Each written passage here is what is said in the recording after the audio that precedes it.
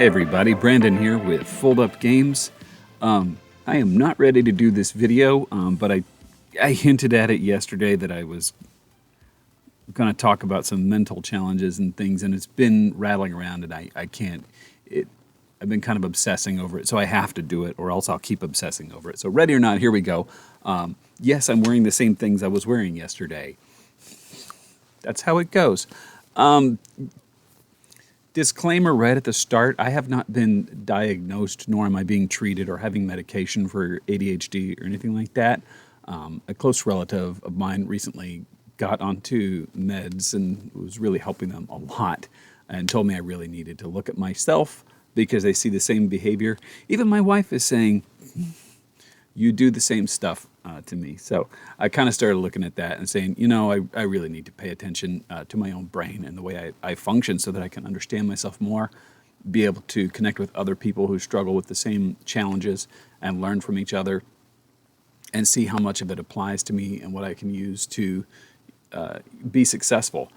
This is something, my brain has been something I've lived with my whole life, and I've always been just hyperactive and just kind of that wild and crazy person, and I've used it a lot to be an outgoing personality at work and among friends and in my career. It's really helped me, but it also comes with a lot of challenges. So having an ADHD kind of brain, again, it's hard for me to even say that because I haven't been diagnosed, and I'm kind of just new to admitting that I do operate that way. But it's not like some diagnosis like, oh, I've got a mental problem or anything. It's just trying to understand myself a little bit better. So I am anyway.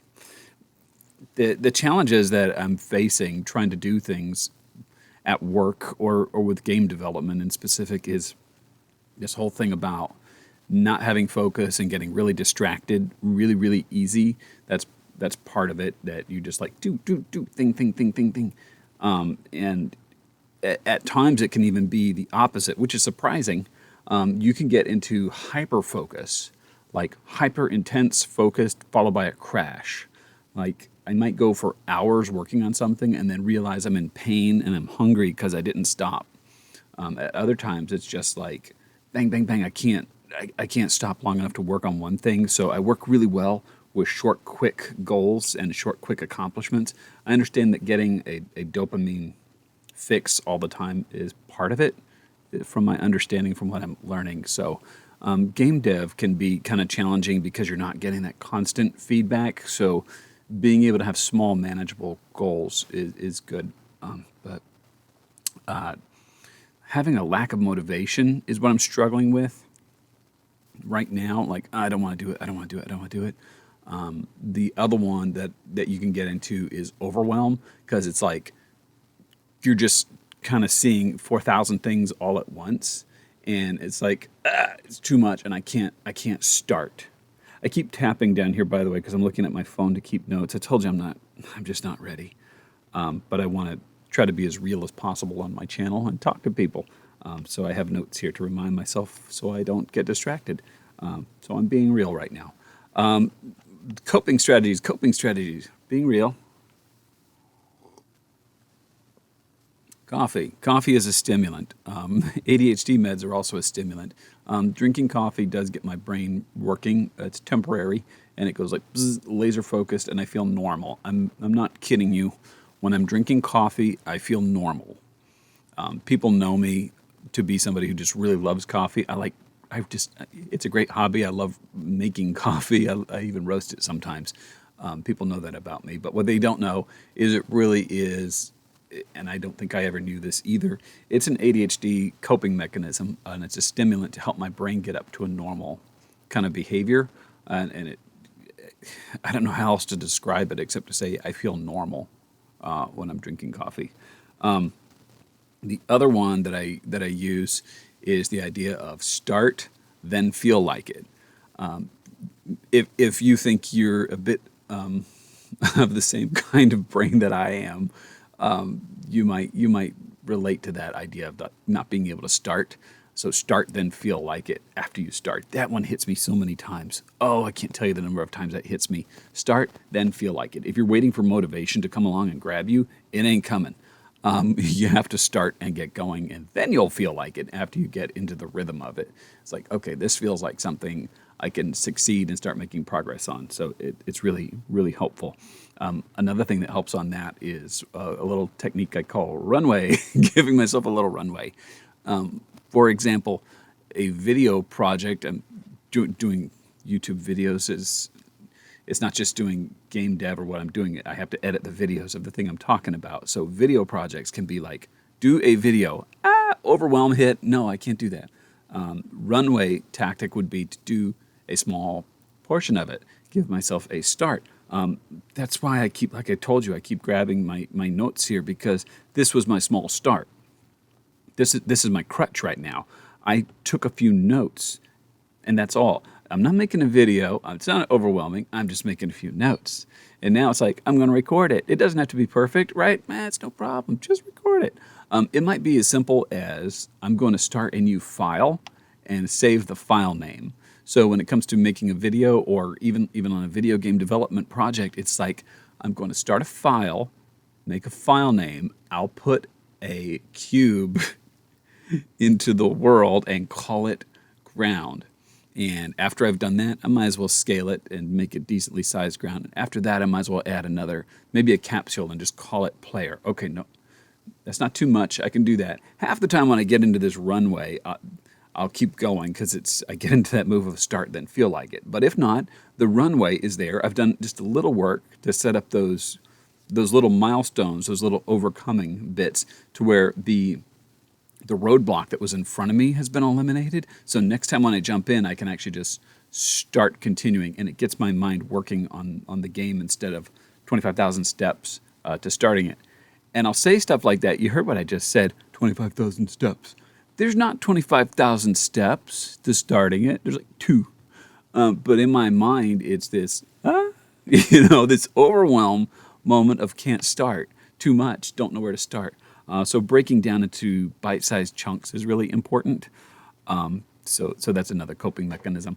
Another thing, and I keep meaning, I don't know if I will, but it's on my other channel. I think I'll do a video about this exclusively called my one thing strategy. This was before I started looking at ADHD. I started realizing how overwhelmed I was and how scattered I get, and feeling like just paralyzed, locked up. There's too much. There's too many steps. There's too many things. And I finally got into this strategy for myself to cope with it of, all right, fine. Out of all the stuff you could be doing right now, pick one thing, and do it until it's complete. And if it's a big project, do it until you get to, a decent spot where you can put a pause in it. But mostly it's like day-to-day small tasks that'll be overwhelmed. Some people are so messed up with ADHD. They're like, how do I get out of bed again? Wear shoes. Woo, that's overwhelming. Does that come after or before socks?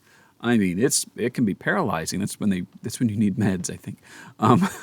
But in my case, it'll be small things like, are you going to fix your coffee, fix some eggs, fix some toast all at once? Yes, all at once. Let's do them simultaneously. Like, no, you crazy person. Pick one and do it. So I'm like telling myself, I'm like, okay, you're not a crazy person. You just maybe have some ADHD. And it helps to connect with some other people who have, brains that behave the same way that mine does. And it's like, it's really exciting being in my head, but it's also really miserable at times because of that roller coaster high, low, ultra excited, so obsessed, and then boom, can't stand it, wouldn't think about it, can't do it. It can be energizing when I feel all that creative energy going off all at once, and I'm just flowing so fast through everything that I can do, all the different software applications I can run. I'm pulling all of my skills together at once and creating stuff, and it's starting to click.